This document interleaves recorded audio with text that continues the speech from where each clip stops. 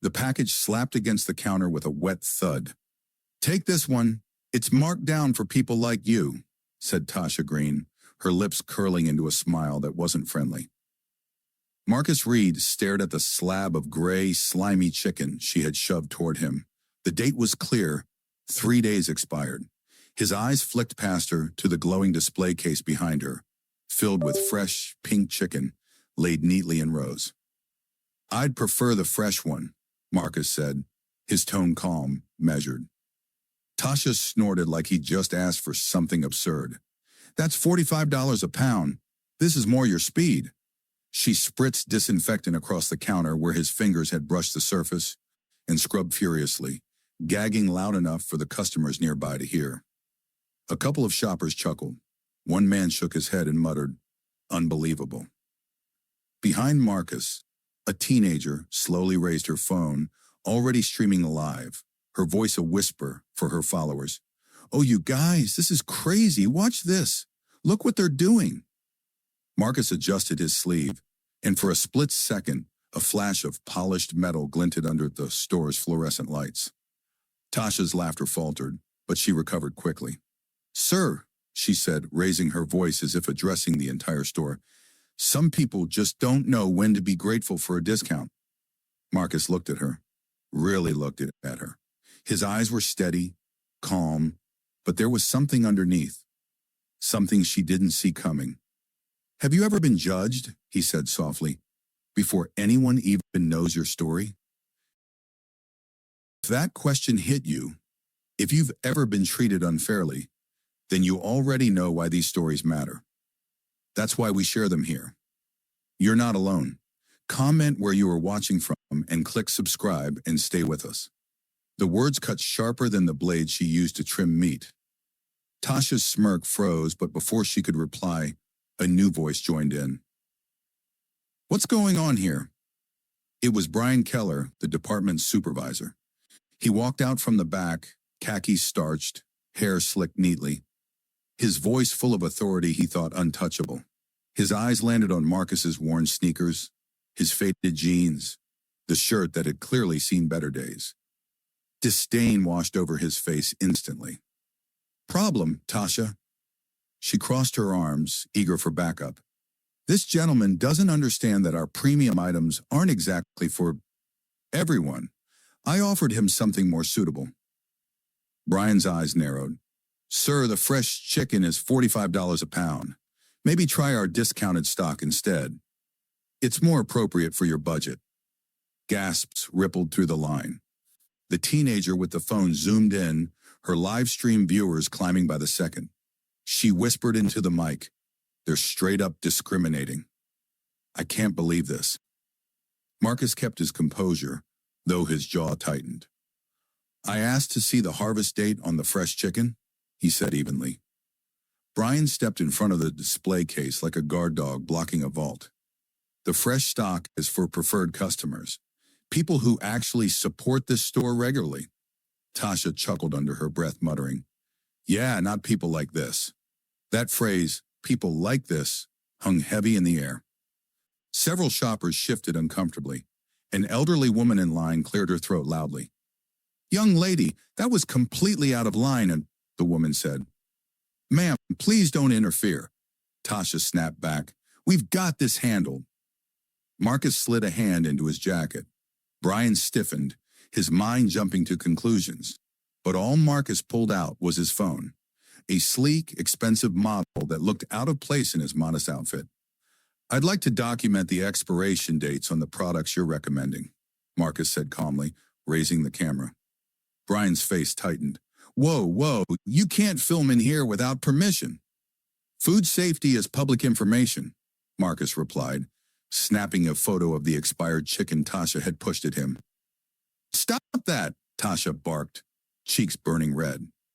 The camera clicked again, then again. Each sound landed like a hammer in the silent deli.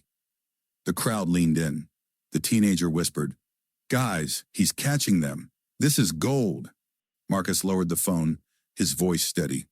"You've been offering spoiled food, and you've been making assumptions about who deserves fresh food. Both are unacceptable." Brian's laugh was sharp, ugly. Customer service is for customers. Maybe try the Bargain Mart down the street. They're more accommodating. The elderly woman gasped again. Several people whispered angrily. Marcus set his phone aside and reached into his bag, pulling out a leather portfolio with gold clasps, the kind that screamed power, even from a distance. Slowly, deliberately, he opened it. "I'd like to speak to your store manager," Marcus said. Brian raised an eyebrow. "About what? You're not in the right store for complaints. You don't exactly look like a regular." Marcus didn't answer. Instead, he pulled out a small device. Sleek, professional. A recorder. Its red light blinked. "Has this conversation been recorded?" he asked. Brian's smug smile faltered. "You can't record without our consent." "In this state," Marcus replied evenly, "only one party needs consent, and I consent." Tasha's eyes widened. You've been recording this whole time?" The recorder blinked. The teenager's phone caught it all. Her live stream viewers jumped past 300. Comments poured in. "This is insane. Expose them. Justice is coming." Brian puffed his chest. "You're not intimidating anyone. I'll get the manager." He stormed off toward the back. Tasha crossed her arms, but her voice shook as she muttered, "You don't belong here anyway." Marcus looked at her for a long moment, then replied softly, "Everyone belongs where dignity is sold." The words silenced even the whispers around them. Moments later, heels clicked against the tile. The store manager, Linda Ward, swept in like she owned the place. Tailored blazer, perfect hair, and a sharp gaze that made employees scatter like mice. "What's happening?" she demanded. Brian stepped up eagerly. "This man has been harassing staff and recording without permission." Linda turned her gaze on Marcus. Her eyes scanned his outfit, his scuffed shoes, his calm but unshaken posture. She smirked, already having judged him. "Sir," she said, her voice dripping with authority, "delete those photos and leave, or we'll call security." Marcus held her gaze, calm, steady. "I'd like to discuss your food safety practices and your staff's treatment of customers." Linda laughed, sharp and cruel. "Food safety? Treatment? From someone who probably doesn't even shop here?" A murmur swept through the crowd. The live stream ticked upward. Hundreds of strangers now watched, commenting furiously. But Marcus didn't flinch. Instead, he opened his portfolio wider, revealing crisp documents marked with official seals. The crowd leaned closer. The tension thickened. Linda froze for just a heartbeat, but she covered it quickly with a smirk. "I'll have security escort you out." But Marcus wasn't moving, and for the first time, the power in the room didn't feel like it belonged to her. The security guards arrived within minutes. 2 tall men in dark uniforms, shoulders squared, jaws set. Their heavy boots thudded against the tile, shifting the mood in the store from tense to electric. Linda folded her arms, her confidence returning now that backup had arrived. "This gentleman is disturbing customers," she announced loudly, making sure everyone heard. "He's been told to leave." One of the guards stepped forward. "Sir, we'll need you to come with us." Marcus didn't move. His voice remained calm, level. "I haven't broken any laws. I'm a paying customer reporting spoiled products being sold." "You're disturbing the peace," the second guard insisted, his hand hovering near Marcus's arm. "No," Marcus corrected, his eyes steady. "The disturbance began when your staff tried to humiliate a customer and sell expired food." The crowd stirred uneasily. A woman whispered, "He's right." Someone else muttered, "This is discrimination." Tasha's voice cracked through the murmur. "He's lying. He's just trying to cause trouble." Marcus lifted his phone again. "These are photographs of the food your staff offered me. The chicken expired 3 days ago. The salmon on display last week." Gasps spread through the line. Shoppers craned their necks to see the screen. The teenager's live stream chat exploded. Linda's face tightened. "Give me that phone, now." She snatched it from his hand before he could react. Gasps rippled again. "You can't take his property," the elderly woman from earlier shouted. The teenager whispered fiercely into her stream. She just stole his phone. You guys saw that. The viewer count surged. 700, then 8. The comments scrolled too fast to read. Marcus didn't raise his voice. He didn't snatch back the phone. Instead, he reached calmly into his portfolio and pulled out another device. Another recorder, sleek and unmistakably professional. Everything has been documented, he said softly. Every word, every action, and every insult. Tasha's face went pale. You can't. In this state, Marcus continued, one-party consent is all that's required. I consent. For the first time, Linda's confident mask cracked. She shifted uncomfortably under the weight of dozens of eyes on her. Security, she snapped. Escort him out. The first guard reached for Marcus's arm, but before he could touch him, Marcus's words stopped everyone cold. Go ahead, call the police. The guard froze. Marcus's tone sharpened, not loud but sharp, commanding. Call them. I'd like to file a report for discrimination and for attempted fraud through the sale of expired food. The crowd erupted. Several customers pulled out their own phones, cameras flashing. The live stream hit 1,000 viewers.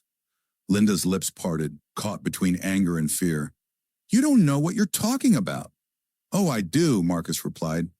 He flipped another page in his portfolio, showing documents stamped with the company's own letterhead. Your corporate inspection is scheduled for this afternoon. At noon, to be exact. Brian's head snapped up, his face drained of color. How would you know that? That information, Linda stammered, is confidential. Marcus's gaze locked on hers. Calm, steady, cutting. Only for those who aren't corporate. The crowd went dead silent. Even the guards stepped back slightly, sensing the ground had shifted. The teenager's voice shook with excitement as she whispered to her stream. Oh my gosh, you guys. He knows about corporate. He's not just some random customer. Comments flooded in. Plot twist. He's undercover. This is insane. Don't stop streaming. Linda tried to recover, forcing a laugh. You're bluffing. You're nobody. If you were corporate, you wouldn't be standing here arguing. Marcus didn't flinch. Instead, he closed the portfolio carefully, the gold clasp clicking shut like the end of a gavel. Then wait, he said. Your regional director will be here shortly. The crowd murmured louder now, the story spreading like wildfire. Shoppers whispered, phones recorded, and the teenager's live stream viewer count soared past 2,000. Tasha stepped closer to Linda, her voice trembling. What if he's telling the truth? Linda hissed, shut up. But her eyes betrayed her fear. And Marcus? He stood in the middle of the chaos, unshaken, as if every insult and every attempt to humiliate him had only been fuel for what was about to come next. The store had gone strangely quiet. The only sounds were the hum of the coolers and the faint ding of the live stream notifications, as more and more people tuned in. Linda kept her arms folded, though her posture had stiffened. She raised her chin, trying to cling to authority. You're bluffing, she repeated. Corporate doesn't just show up unannounced. Marcus didn't answer. He didn't need to. Because just then, the sliding glass doors at the front of the store parted with a sharp hiss. The click of polished heels echoed against the tile floor.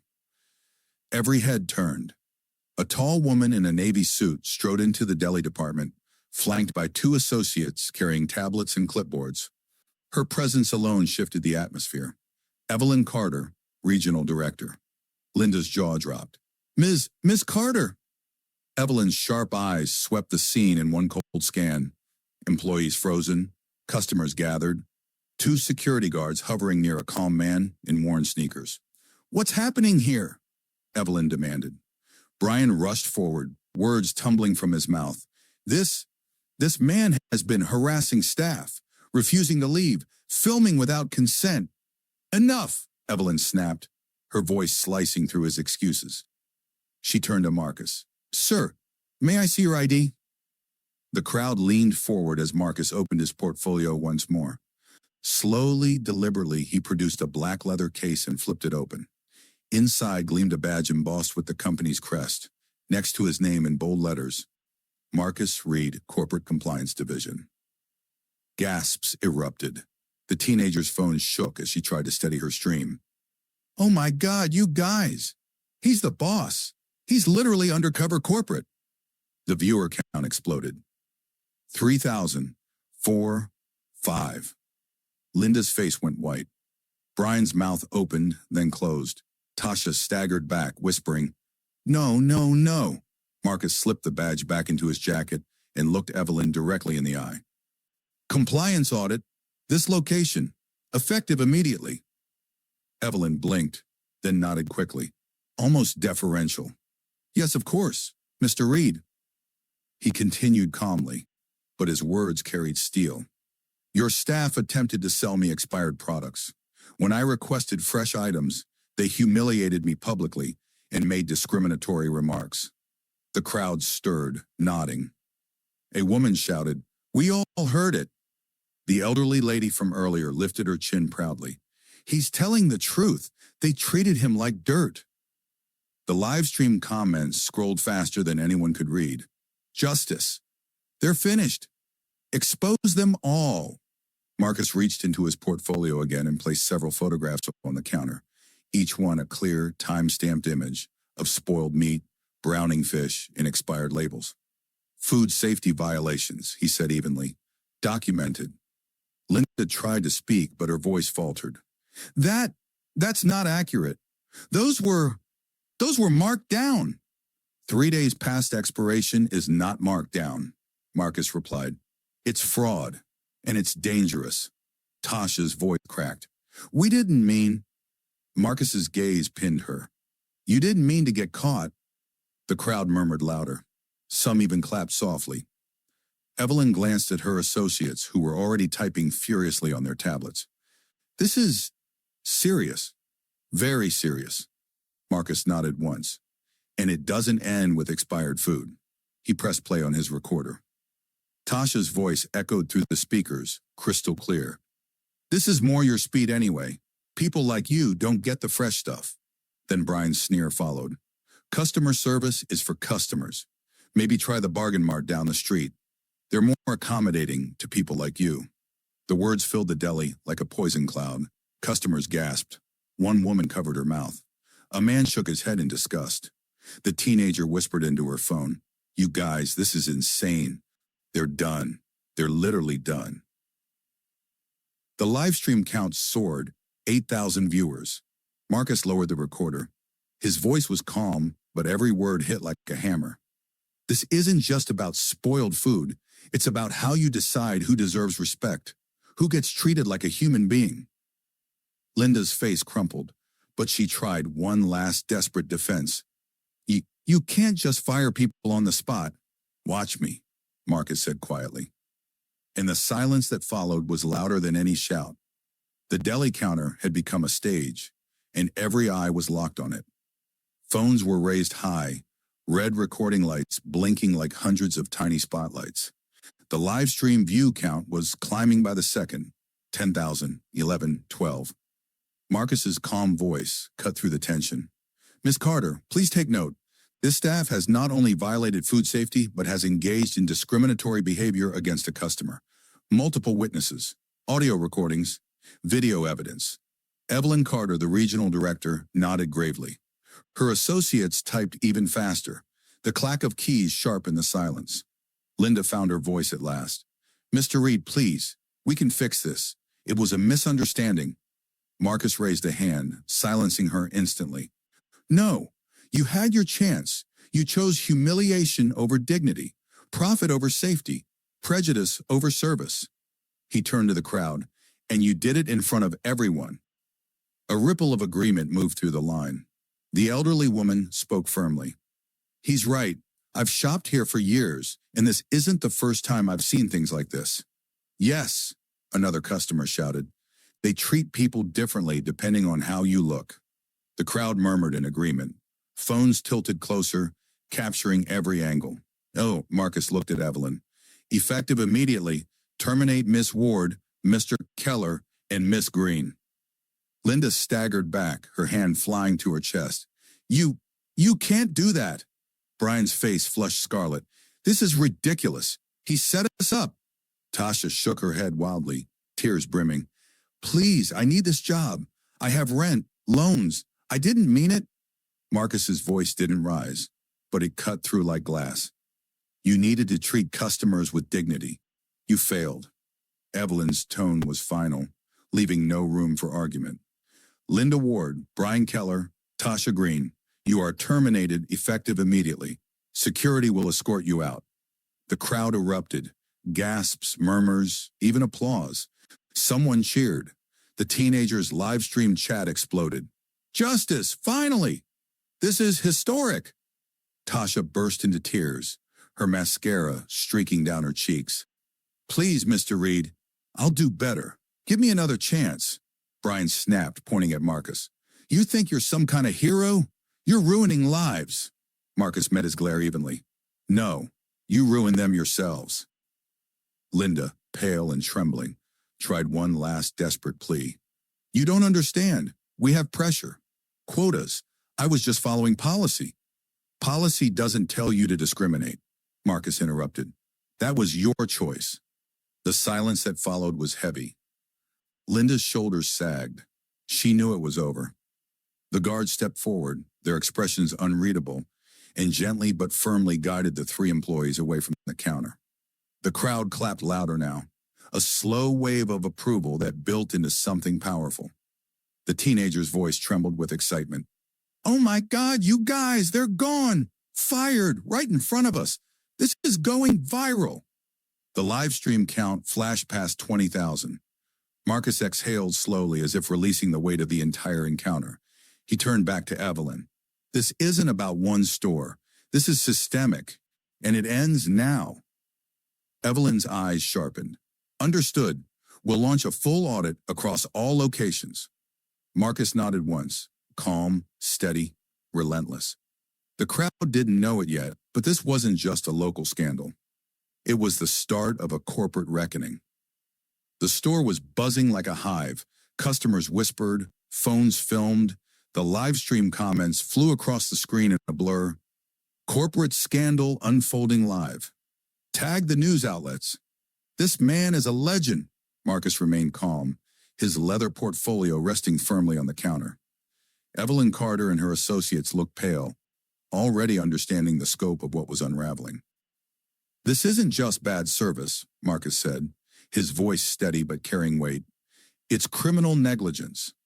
He flipped another page in his folder and spread out glossy photos across the counter. Close-ups of green-tinged fish, potato salad a week old, cold cuts with gray edges, each one stamped with dates, each one undeniable. A woman in line gasped, covering her mouth. You mean they've been selling us this? Yes, Marcus answered without hesitation.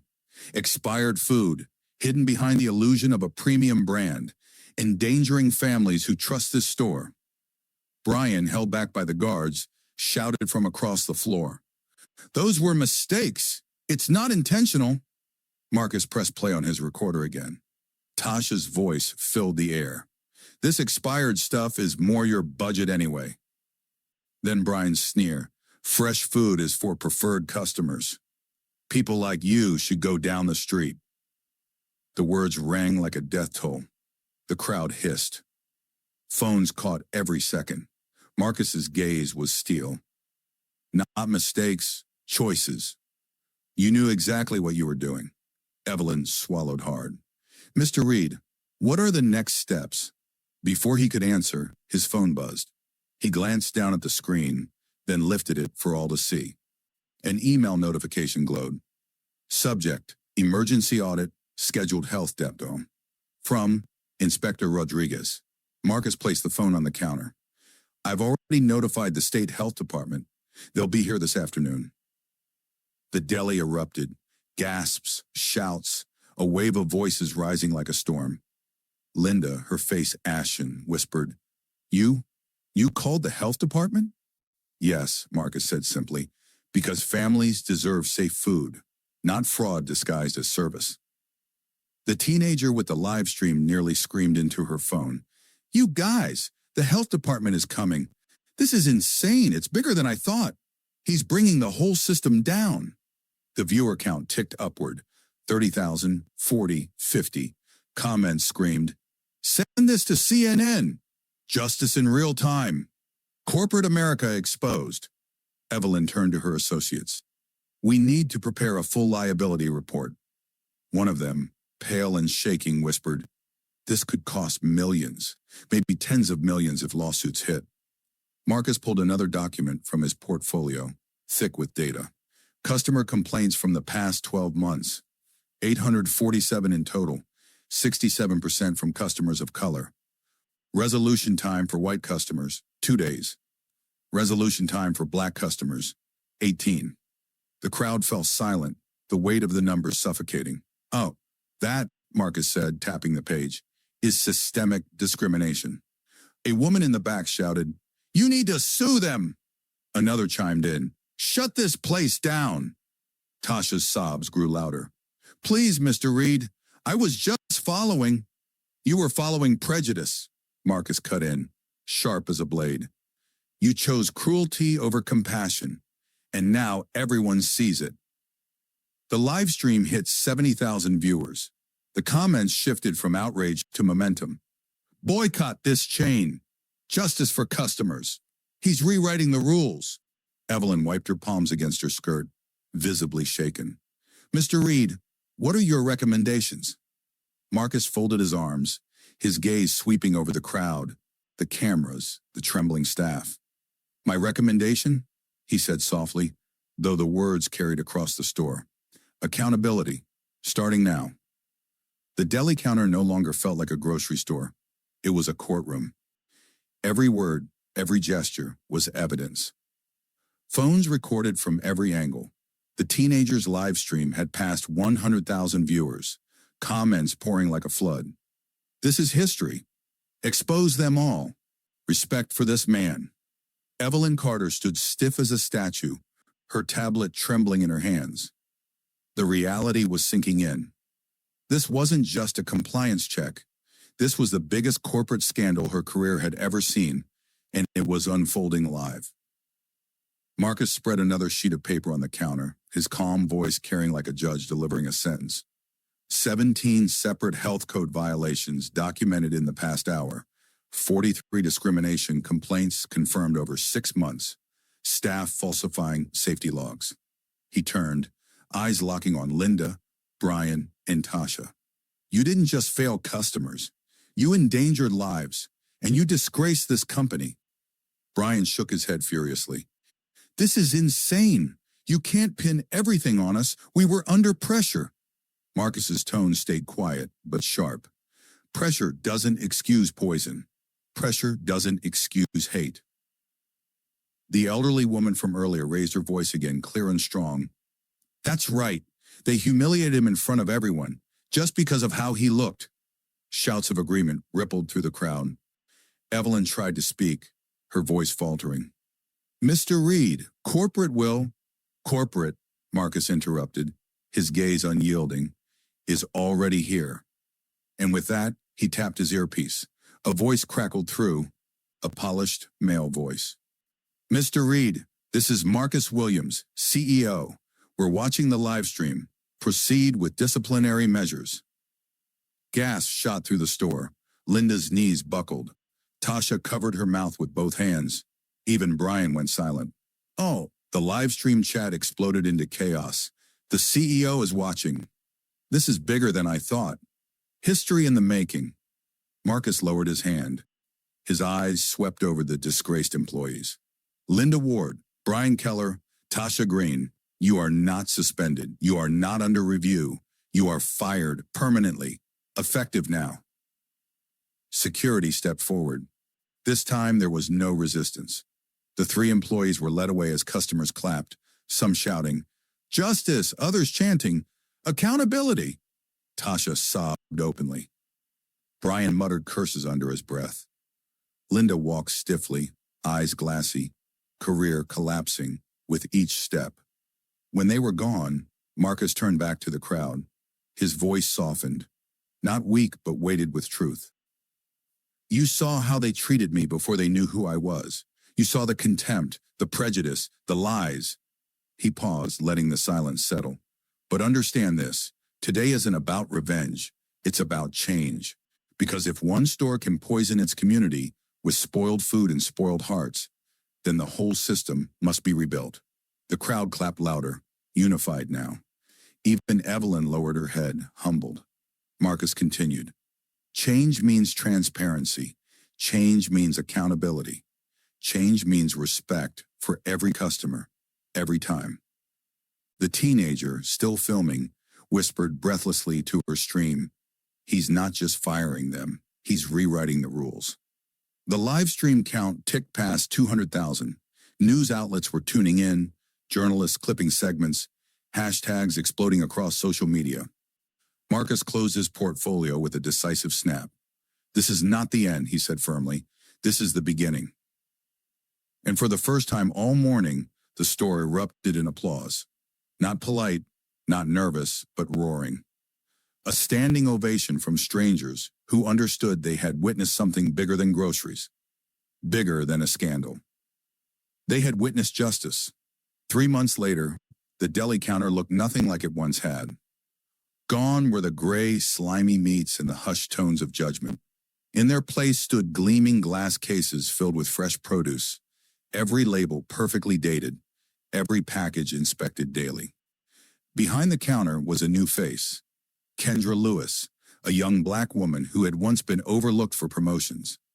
Now she stood tall in a crisp manager's jacket, her voice confident as she guided her team.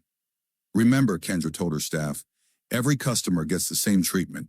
Fresh food, fair service, respect. Always.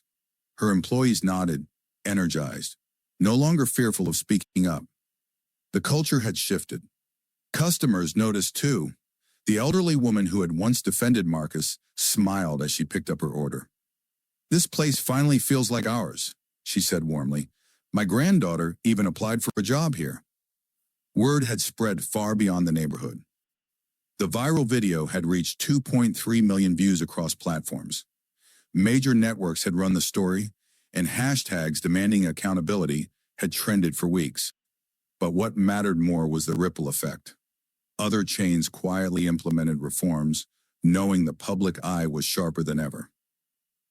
And at the heart of it all was Marcus Reed. He never raised his voice that day.